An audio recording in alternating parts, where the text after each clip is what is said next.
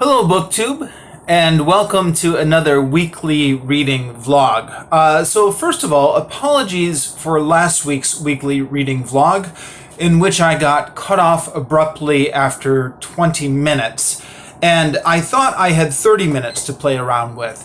So that caught me off guard. I was just beginning to talk about a new topic, the podcast I've been listening to, and then the abrupt ending. So the camera I've been using for the last few years has automatically cut me off at 30 minutes. For whatever reason, that's just the way the camera was designed. I actually have it right here. This is what I've been using now for the past 3.5 years. I've been making these videos. So that's obviously an inconvenience, but I've avoided replacing the camera because I've always thought to myself, well, 30 minutes is about right. I mean, if I'm still babbling on after about 30 minutes, maybe I deserve to be cut off. And I would be embarrassed to tell you the number of times that's become a factor in these videos. I just have a tendency to ramble on and on and on, and quite often I do just get automatically cut off after 30 minutes. But then that's whenever I get cut off, and I've been continuing to use this camera. I think I've got it over here. I also was using my wife's, in the early days, I experimented with my wife's iPhone, but I didn't like the sound quality of it. It didn't come through quite as loud. If you had your headphones on when you were watching the videos, it was okay. But I like having a nice, clear, loud sound quality on it, which this camera seemed to provide. Now, obviously, this is for taking pictures. It's a digital camera that you would take on vacation or something like that. I don't have anything like professional filming equipment, nor would you expect it from a channel like this. I'm obviously a hobbyist with very low production values, and you wouldn't expect somebody who runs a channel like this to go out and buy a $400 camera. And, in the back of my mind, sometimes I think one of these days I'm going to become more professional and have a go at doing edited videos with professional equipment, but we're not there yet. And at the moment, it's not one of my priorities. I've got way too many other things that I'm busy with. Anyways, the battery for this camera, the charge on it has been, I knew this day was coming because the charge on this camera was getting less and less over time. Like it would take longer and longer for the battery to charge up. And then it seemed like the battery was good for less and less time. I mean, it used to be that I could film like 2 30-minute videos on this camera before I had to recharge the battery. Then the battery started to get dead immediately at the end of one video, and then it would take like 3 hours to charge up again. So if I was doing a series of videos, I would quite often have to do those series of videos over several days. And then yesterday, the charge didn't even last last week, weekly reading video last week, the charge didn't even last the full 30 minutes. So, I know 30 minutes is a long time to ramble, but I want the full 30 minutes. And besides, it was just a sign of things to come. If it can't last for 30 minutes one week, it's not going to last for 20 minutes the next week. So I'm changing cameras here, and I'm using my new phone, which let me see if I can show that to you in the mirror here. So yeah, oh no, you can't see that, can you? This is what I'm using here. This camera right here. So this is different than my wife's old phone that I used to experiment with a few years ago. I think the sound quality on this is okay, but I'd be interested in any feedback that anybody has. I'm not gonna splurge for professional equipment, but I might try a different phone, or might try the camera on my computer, or might fool around with what other cheap filming equipment I have laying around here.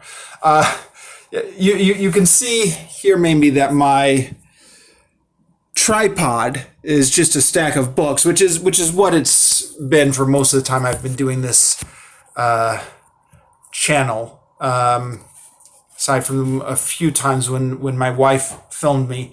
I might look into getting a tripod, but for the moment I'll just stick with this. Aside from the sound quality, the thing that distracts me the most is I don't know where to look in this camera, because I can see myself on the screen over here, but if I look at myself, like right now I'm looking at the screen, and my eyes are focused the wrong way, and then I'm going to try and see. It's so hard. It's so hard where you can see yourself on the screen to look at the camera lens. I think that's the camera lens right there. The moment I look on the screen, so even though I'm keeping my head the right way, my eyes just... So, if you see my eyes going over to the wrong spot, or if it looks a little strange, well, let me know, because feedback is good. But also, it might be just the growing pains of the new camera. We'll see if any of this gets sorted out in the weeks to come. Okay, sorry about that long introduction. Books I read this week are King Arthur and His Knights. The Story of King Arthur and His Knights by Howard Pyle, and The Linguistic Wars by Randy Allen Harris. I didn't get a lot of reading done this week, so it'll be... We'll see how much content I can get out of this on this video. Maybe not much. So The Linguistic Wars, I actually finished up last week, and I'm in the middle of writing up my review of it, which is slow going because number one, I have a lot of thoughts, and number two, I've got a lot of other stuff I'm busy with. So I just carve out little bits and pieces each day, 10 minutes here, 10 minutes there. But hopefully I'll get my written review done of this in the next week or two, and then I'll film a video review of this to supplement it. Will I write my written review? What I normally do is go back and reread parts of the book. So I've been rereading the first couple chapters, pages 1 to 14. Not a lot, and again, it's a reread. It's stuff I already read before, some of which it's only the first 14 pages, but some of which I talked about before. Of course, things do strike you on rereading. One of the things I notice is in, chapter 1, there's a long list of names, which I had no idea who these names were. I knew Noam Chomsky. I had no idea who the rest of these guys were before I had read the book. Now that I've read the book, it's interesting to go back and see how they're introduced and what it says about their views on linguistics. The other thing I noticed rereading it is the quotation that he uses to start off chapter 1. Well, he's got these quotes here, but not counting those, the main quotes in the text. He says, "Never eat more than you can lift," advises Mrs. Piggy. Or to quote the somewhat less voracious Ms. Anonymous, "Don't bite off more than you can chew." Then he goes on to talk about these quotes for a while, but having read this book now and seen how much the generative semanticists tried to bite off, I can see the relevance of those quotes very clearly now upon rereading, which I did not the first time I read that. Other than that, I don't think I have that much intelligent to say about this in my rereading for this week. The other one, The Story of King Arthur and His Knights, I've read this week from page 54 to page 118. I commented last week that it has a very fantasy, fairy tale-esque feel to it, in contrast maybe to some of the more somber or gritty retellings of the legend of King Arthur. this is obviously meant to be pure fantasy or pure escapism. Let's see. There are some things that are beginning to pop up. King Arthur and his knights love to challenge other knights in battle. When I was reviewing the Adventures of Robin Hood by the same author, I mentioned that as sort of an oddity or maybe a complaint about how Robin Hood and his merry men have a tendency to just fight everybody that they encounter. And it was of course coming from the original ballads, the old ballads on which this is based.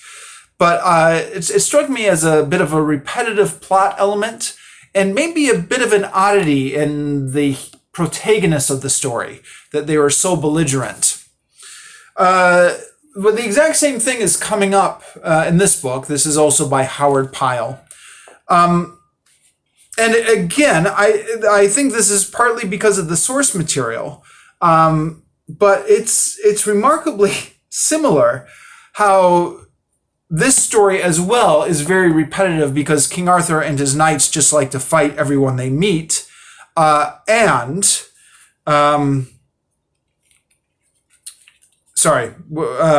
my train of thought. It's both repetitive and strikes me as a bit of an odd trait. Now, I think this is the code that the knights lived by. Whenever they saw another knight, they had to joust with him for honor or whatever. And the more knights they fought, the more honor they got. But it definitely strikes modern sensibilities as a little bit odd. It's just King Arthur will be going out and he'll meet another knight. And as soon as he'll meet another knight, they'll say, oh, okay, you look like another knight. Let's have a fight and see which one of us is the strongest. The other thing which makes this repetitive is the fight scenes are, repetitive. The fight scenes come off as repetitive. They will charge each other with their spears. The spears will meet on the shields, and either both spears will break on the shields, and then they'll have to go and get new spears and joust again. Or somebody will be thrown from their horse by the spear. This jousting can get a little bit boring after a while, just describing spears breaking on shields. The other thing, which strikes me as very lazy or, suspicious or something like that, is there's a plot element which is reused. So King Arthur and his knights are approaching this castle, and the castle has a shield, and it says, whoever smiteth this shield doeth so at his own peril. And then there's a hammer laying next to the shield, and it's a challenge. So you take the hammer and you hit the shield, and then a knight comes running out of the castle and he says, who smote my shield? Now you have to joust me. And that occurs, encounters with this knight occur several times. First there's a wandering knight who does it, then one of King Arthur's knights does it, then King Arthur himself does it. But then a few pages later, about 50 pages later, we have the exact same thing where King Arthur is wandering around the woods, and then there's another shield under a tree it says, whoso smiteth upon this shield doeth so at the peril of his body. So I don't know, maybe that was just a common thing knights did in those days, were leaving shields around with written on them. I don't know. I'm sounding a bit like Cervantes here, complaining about the cliches in chivalric romances. I know I should just not take this seriously, but it's the exact same thing, 50 pages apart from each other. And this whole story seems to be a lot of knights just running at each other on horseback jousting. So I don't know, mix it up a little bit is what I'm saying. Don't have the same scene where these knights are fighting each other over and over again. As I mentioned last week, and I think on the video in which I started this book, I don't know a lot about King Arthur. I did read The Once and Future King by T.H. White a number of years ago, and while I was reading that, I did explore The Death of Arthur by Thomas Mallory, La Mort d'Arthur, and had a copy which I started to read and flipped through, but never completed. And so that Wikipedia is my knowledge of King Arthur. According to Wikipedia, this is supposedly not the most accurate or faithful to the legends book about King Arthur. This is a lot of Howard Pyle's own inventions. And there is a lot in here that I do not remember from The Once and Future King. Although when I usually go to Wikipedia to check up on it, it does turn out usually that he's not completely making these up out of whole cloth. They do come from other legends, which I guess were not used in The Once and Future King. So there's this whole thing here about how he's winning Guinevere, which I don't think was in The Once and Future King, although it's dangerous for me to make comparisons because The Once and Future King, I don't remember very well anymore. I no longer have my copy of it, but I don't remember this whole thing about him. Well, what's in here, where he disguises himself as a garden boy so he can work in Guinevere's garden, and then he disguises himself as a anonymous knight to go out and fight the Duke of Northumber, who's trying to force Guinevere into marriage, and then he meets his own knights where he's in disguise, and of course they want to fight him because whenever two knights meet in this book, they always have to joust with each other. But by the way, I mentioned this last week, but all the cliches in here, just about every one, were satirized in Don Quixote.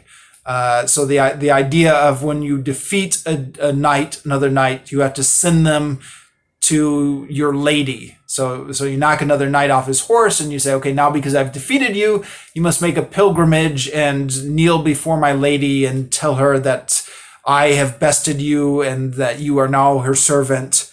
All the stuff that Don Quixote was trying to apply in real life, you can see in this book. But it's all obviously supposed to be a sort of fairy tale that it seems really too easy to satirize it. I do actually, with the aid of Wikipedia, some of this is coming back to my memory. So, for example, King Arthur is fighting King Pellinore at the castle. And I went back to Wikipedia to look it up, and sure enough, I do remember King Pellinore from The Once and Future King. He was the one who was following the questing beast. I don't remember this whole arc with him fighting King Arthur. And in fact, King Pellinore in The Once and Future King, the parts I remember about it, was really more of a clown than he was an intimidating figure. So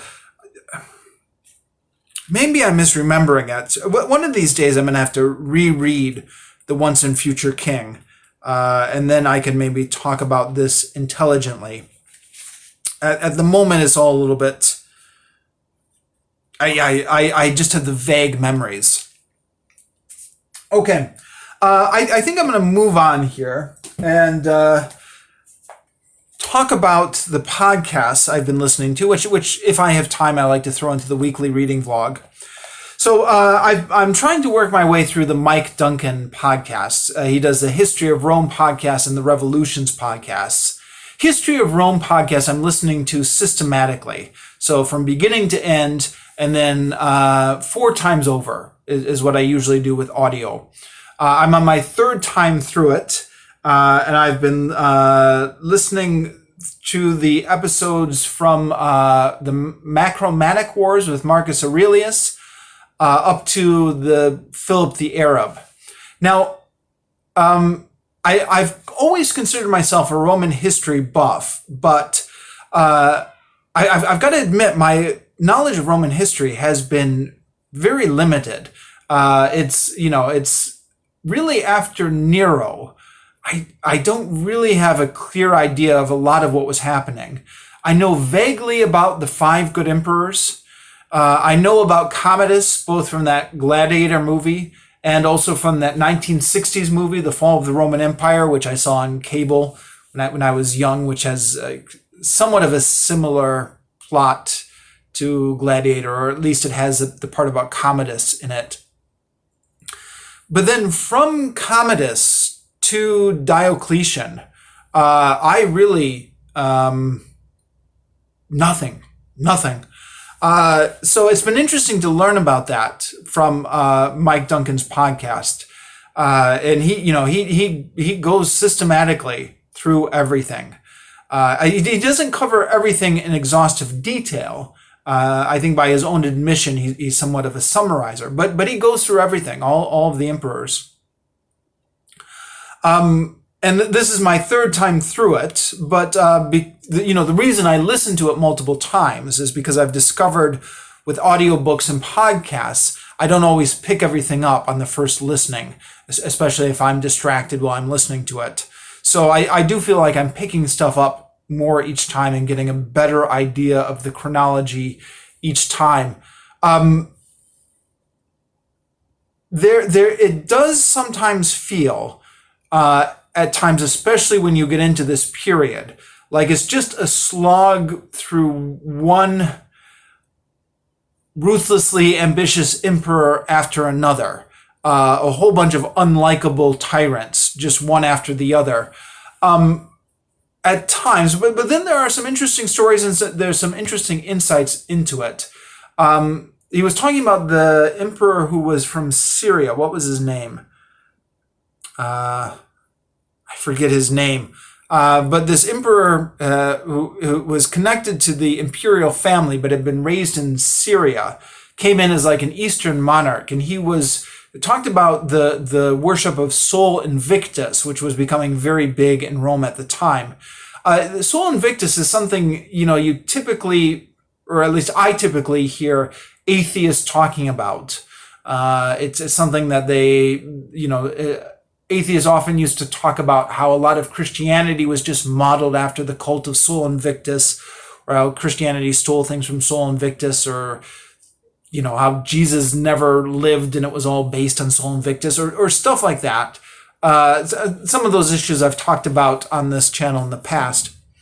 But it's interesting to hear that the cult of Sol Invictus really was a big deal at this time in Roman history. Not just something that atheists have made up. And then the other podcasts I've been listening to, right, so what I've been doing with the Mike Duncan podcasts, my plan is after I finish the history of Rome, to continue on to his next podcast, Revolutions, and to listen through to that systematically. But in the meantime, until I get around to listening to it systematically, I've just been listening to the new episodes as they come out. And he's on the Russian Revolution now, and it's really fascinating. My camera shut down on me last week just as I was about to talk about the podcasts. And the one last week on the fall of the Second International, the International Socialist Organization, and how that fell apart at the beginning of World War II.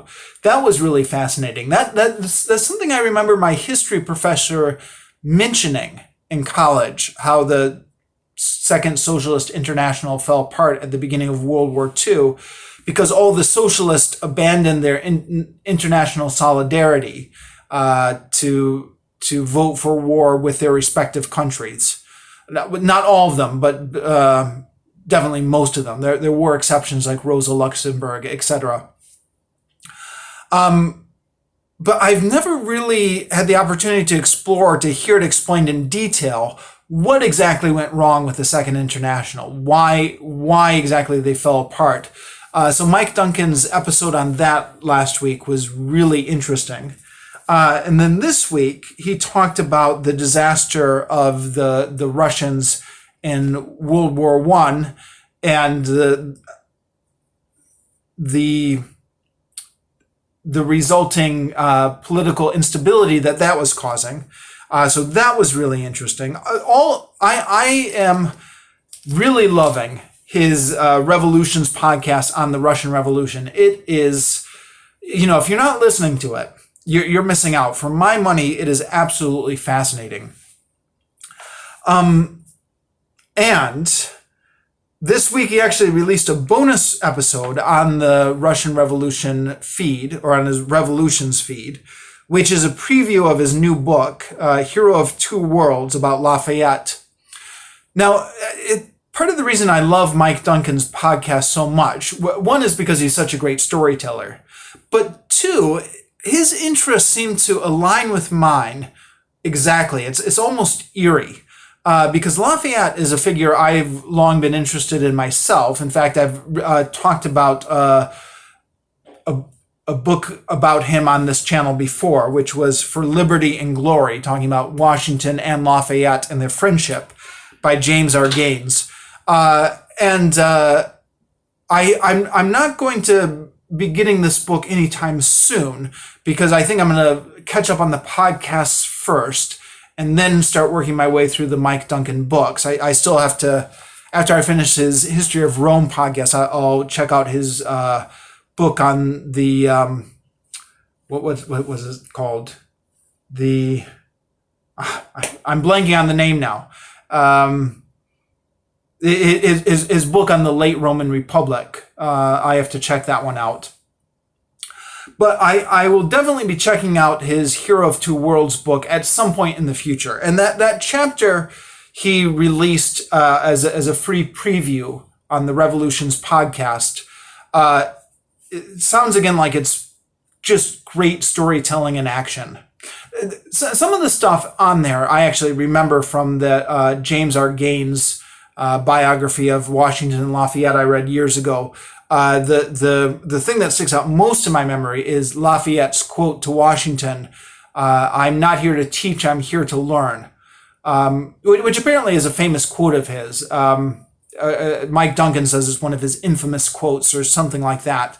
But I first heard that quote on James R. Gaines' biography. So yeah, that's everything I've been reading to or listening to this week.